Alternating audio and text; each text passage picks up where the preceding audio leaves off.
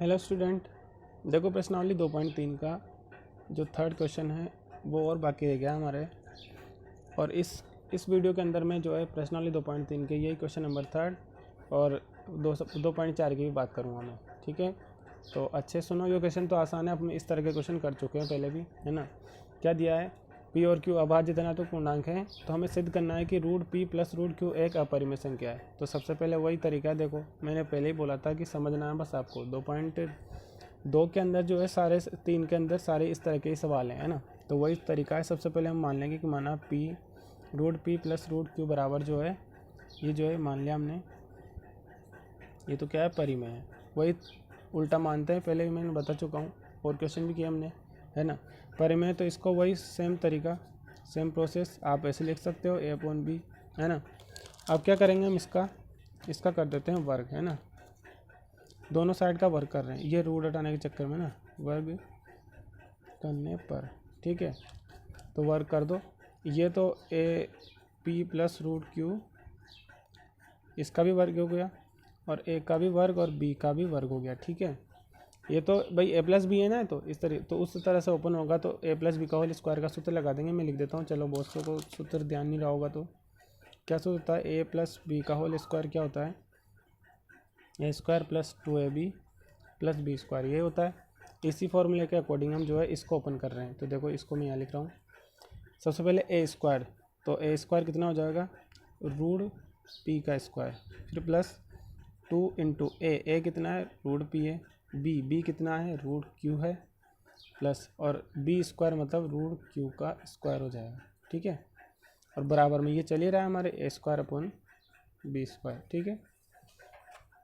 अब देखो रूट का स्क्वायर करते हैं तो रूट हट जाता है, तो प्लस ये पी रूट से बाहर आ गया और यहाँ हो जाएगा रूट 2p और q, ये आ जाएगा प्लस, क्योंकि इनका तो हटेगा ही नहीं है और यहाँ भी स्क्वायर है, इस वजह से यहाँ का भी हट जाएगा इस तरीके से, ठीक है।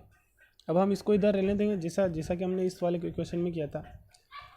मैं बता देता हूँ एक बार, इस वाले क्वेश्चन में, है ना, रूट वाली संख्या को इधर रहने देते हैं, बाकी सबको उधर भेज देते हैं, है ना। तो वैसा ही काम यहाँ करेंगे हम, ये रूट वाली संख्या को रहने दो इधर, मतलब 2 रूट पी और रूट क्यू को इधर रहने दो, बाकी सबको उधर। तो बाकी कौन हो उधर, ए स्क्वायर बी स्क्वायर है, इस पी को उधर भेजा तो माइनस का पी और इस क्यू को इधर भेजा तो ये भी माइनस का क्यू, ठीक है। अब क्या करेंगे, ये ऐसा कैसा ही उधर एलसीएम लेना है, बस एलसीएम आ जाएगा बी स्क्वायर, ये अपॉन वन कर देंगे इनके, एलसीएम बी स्क्वायर आ जाएगा तो यहाँ आ जाएगा ए स्क्वायर माइनस, है ना। चलो मैं एक बार एलसीएम लेके बताता हूँ, बी स्क्वायर, है ना। देखो बी स्क्वायर का बी स्क्वायर में भाग एक बार जाएगा, एक का गुणा ए स्क्वायर से करो तो ए स्क्वायर आएगा, है ना।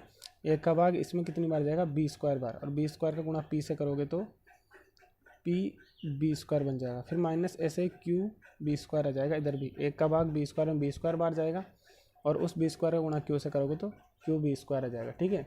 देखो यहाँ भी वही वाला फॉर्म हो चुका है, चाहो तो इस दो को भी भेज दो, ये लो, ये दो भी ये गुणा वाली संख्या बटे में जाती है तो ये जो है इसके साथ आ जाएगी, ये स्क्वायर है और ये दो इसके साथ आ गया बी स्क्वायर के साथ, ठीक है। ये वाला जो गुणा वाली संख्या है ना, जैसे इस तरीके से नहीं होता क्या, 2x मान लो, तो जब x निकालोगे तो ये गुणा वाली संख्या तो भाग में चल जाती है ना इधर, तो इस तरीके से हमने ये निकाला तो गुणा वाली संख्या भाग में चलेगी, ठीक है। तो बस यहाँ भी वही उसी तरीके से बोल देंगे हम तो कि ये तो क्या हो चुका है, पी रूट क्यू, ये तो क्या हो चुका है, वही अंश और हर में चेंज हो चुका है, अंश और हर में, ठीक है, जो कि गलत है, क्योंकि ये दोनों तो रूट वाली संख्या है ना भाई, पी और क्यू पूर्णांक है और रूट के अंदर है तो ये तो अपरिमेय होना चाहिए ना, लेकिन इसको आपने अंश और हर में कैसे चेंज कर दिया, तो यहाँ लिख देंगे जो कि गलत है। और जो कि गलत है तो फिर सही क्या है, तो फिर हमने सही है कि जो हमने वो ऊपर माना है ना, ये इसको, ये देखो root P plus root Q परिमेय, ये गलत माना था हमने, तो बस इस वजह से बोल देंगे, इसलिए root P plus root Q क्या हो जाएगी, अपरिमेय हो जाएगी, अपरिमेय है, ठीक है। ये root P plus root Q क्या हो जाएगी, अपरिमेय, और यह आंसर हो गया हमारा एच पी हो गया, ठीक है। तो इस क्वेश्चन को भी देख लेना एक बार अच्छे से।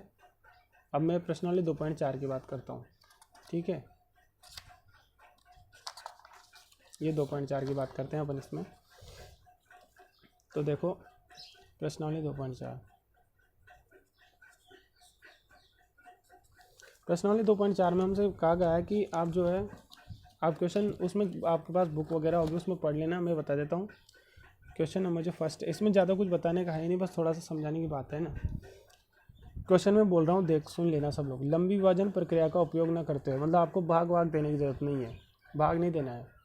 लंबी विभाजन प्रक्रिया का प्रयोग न करते हुए बताइए कि निम्नलिखित परिमेय संख्याओं के दशमलव प्रसार शांत या अशांत आवृत्ति है, किस तरह के हैं ये बताने हैं। जैसे पहला क्वेश्चन दे रखा है 15/16 ये 100, ठीक है।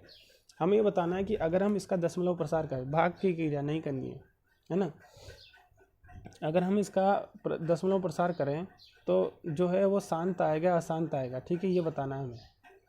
अशांत आवृत्ति आएगा, ठीक है। तो देखो मैं यहाँ थोड़ा सा अब काम करके बता देता हूँ। जैसे मान लो 3/10 होता है ना, तो मैंने बता रखा है 10 का भाग लगाने का क्या तरीका होता है, 1 0 है तो 1 अंक छोड़ के पॉइंट लगा दो, तो इसका आंसर आएगा 0.3। 10 का भाग लगा जाए 3 में, आपने कितना आएगा 0.3। भाग की प्रक्रिया रुक चुकी है तो ये कैसा हो जाएगा, ये हो जाएगा शांत हो जाएगा, ठीक है। और अगर 3/11 होता, ठीक है ना, 3/11 होता या इस तरीके से होता, जैसे मान लो 1/3 होता, 1 में 3 का भाग। अगर इसको पूछता कि इसका दशमलव प्रसार कैसा है तो आप लोग क्या करते हैं, इस तरीके से 1 में 3 का भाग लगाते। ये भाग वाली प्रक्रिया है, ये नहीं करनी है भी आपको, पर मैं बता रहा हूँ कि जिस वजह से उसने मना क्यों किया है। उसने मना किया ना कि भाग विधि का आपको यूज़ नहीं करना है। 9th क्लास तक आप लोग ऐसे ही करते थे, भाग का प्रयोग करते थे। आप क्या करते थे, पॉइंट लगा दिया, 10 हो गया, फिर 3 3 9, फिर 1 बच जाएगा, फिर 0 आ जाएगी, फिर 3 3 9, फिर ये माइनस करोगे, फिर 1 बच जाएगा, फिर 3 3 9, ये ऐसे चलता ही रहेगा। ये भाग की प्रक्रिया भी चलती रहेगी। तो आप बता दोगे कि ये तो 0.33 का रिपीटेशन हो रहा है, तो ये अशांत है ना। अशांत और आवृत्ति किसकी हो रही है, 3 की, तो अशांत आवृत्ति है। ये भिन्न का बता दिया आपने 1/3 का। तो ऐसे ही आपको यहाँ भी बताना है किसका, 15/1600 का। लेकिन उसने कह दिया कि आपको भाग विधि का यूज़ नहीं करना है। तो फिर भाग विधि का यूज़ नहीं करना है तो कैसे बताएंगे, तो उसका तरीका सुनो। क्या करना रहता है आपको, अब यहाँ से शून्य अच्छी वाली बात है, मतलब सुनने वाली बात है, ध्यान रखने वाली बात है। क्या ध्यान रखना है, जो भी आपको भिन्न दे रखी है, जो भी भिन्न दे रखी है उस सवाल के अंदर, है ना, उस भिन्न का हर ढूंढना है आपको। हर जानते हो, ये अपोन वाली संख्या 1600 है जैसे इसमें की, हर क्या आपको क्या करना है, गुणनखंड करना है। गुणनखंड करना आता है सभी को, ठीक है। हर के कोई सी भिन्न जो है उसके हर के गुणनखंड करने हैं। हर मतलब अंश का नहीं करना है, सिर्फ हर के गुणनखंड करने हैं। और गुणनखंड का रूप, उसके गुणनखंड जो है उसका रूप अगर इस टाइप का है, किस टाइप का, 2 की पावर कुछ भी m और इंटू 5 की पावर n, इस रूप का है ना। मतलब कहने का मतलब यह है कि जो हर में संख्या लिखी हुई है उसके गुणनखंड करो, और उसके गुणनखंड का रूप सिर्फ गुणनखंड के अंदर सिर्फ 2 और 5 ही दिखे हमें। केवल 2 दिख जाए या केवल 5 दिख जाए या दोनों ही दिख जाए, है ना। इनकी घातें कुछ भी हो सकती है, ठीक है, घातें कुछ भी, अभी सवाल बताऊंगा मैं। तो आपको क्या कहना है कि तब तो ये शांत है, इस रूप का है, तो जो आपकी भिन्न जो है वो कैसे होगी, वो शांत दशमलव होगी, शांत दशमलव, शांत दशमलव होगी। जैसा इस सवाल में करके देखते हैं, देखें एक बार। ये ले लेता हूँ मैं, ये 1600, वही क्या करना है, हर के गुणनखंड करने, तो चलो हर के गुणनखंड कर लेते हैं 1600 के, है ना। ये 1600, सबसे पहले 2 का भाग दोगे तो 800 आ जाएगा, आधा होता है 2 का भाग देने का मतलब। फिर 2 का भाग दो 400, फिर 2 का भाग दो तो 200, फिर 2 का भाग दो तो 100, है ना।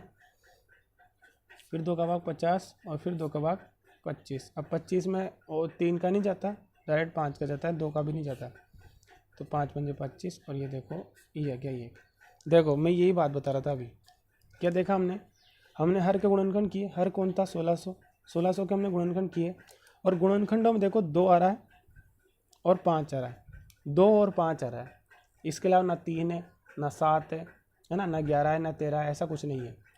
तो जब केवल 2 और 5 हो, केवल 2 आता जब भी शांत बोलना है आपको, है ना, क्योंकि 5 की पावर 0 हो रही है वहाँ पे, इस वजह से, है ना। तो ये इसका रूप अगर आप ये इस तरीके से रूप बनाओगे तो क्या बनेगा, 1 2 3 4 5 6, है ना। तो ये 1600 दिख रहा है ना, 1600 बराबर क्या हो जाएगा, 2 की पावर, तो 1 2 3 4 5 6, ये 6 इंटू 5 की पावर कितनी बन रही है, 2। ये 5 की पावर 2 बन गई, देखो यहाँ पे 5 × 5। तो देखो इस टाइप का बन गया ना, ये 2 की कुछ पावर है, 2 की कुछ पावर है इंटू 5 की भी कुछ पावर है, ठीक है ना। तो इस तरीका हो, ये इस तरीका जब भी बोले ये बनेगा मतलब आपका गुणनखंड का रूप, तो आप बोल दोगे कि ये जो भिन्न है, ये जो भिन्न है पहली वाली, ये 15/1600, इसका जो दशमलव प्रसार है, दशमलव प्रसार जो है वो कैसा है, शांत है, शांत दशमलव है, ठीक है। ये बताना था आपको। उसने क्या बोला था कि लंब विभाजन प्रक्रिया का प्रयोग मत करो, और हमें ये बताओ कि इस जो भिन्न हम दे रहे हैं आपको, इस तरह के भिन्न दे रहे हैं, उसका दशमलव प्रसार किस टाइप का है, ठीक है ना।